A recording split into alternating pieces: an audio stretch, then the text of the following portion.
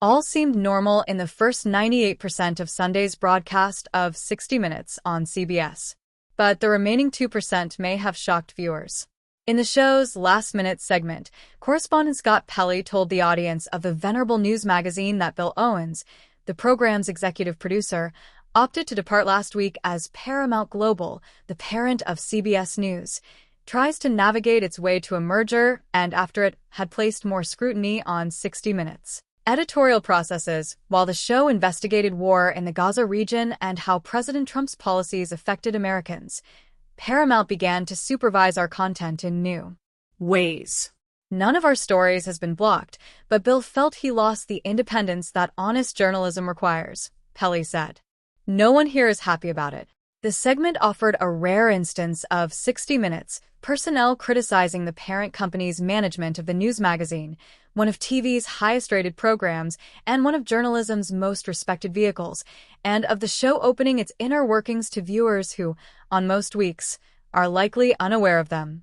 Owens, just the third executive producer in the nearly six-decade history of the show, surprised many last week by saying he intended to leave the program, citing an increasing lack of ability to make independent decisions based on what was right for 60 Minutes, right for the audience. As parent company Paramount Global tries to move past a lawsuit filed against CBS News by President Donald Trump and secure its future in a merger with Skydance Media. At issue has been the interest of Shari Redstone, Paramount's controlling shareholder, in finding a way to move past what is perceived as a slow walk of regulatory approval for the pending acquisition of her company by Skydance. President Trump filed a suit in federal court in the Northern District of Texas in November, alleging that 60 Minutes tried to mislead voters by airing two different edits of remarks made in an interview with former Vice President Kamala Harris, then Trump's rival for the White House. CBS sought to have the case thrown out, and many legal experts have expressed the notion that the suit's legal standing is flimsy.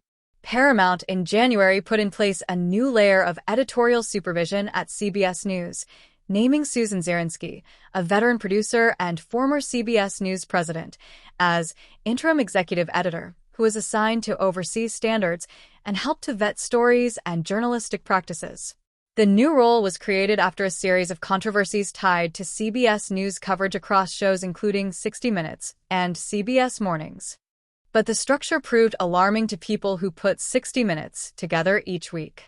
Owens said Tuesday that he faced an increasing lack of ability to make independent decisions based on what was right for 60 Minutes, right for the audience.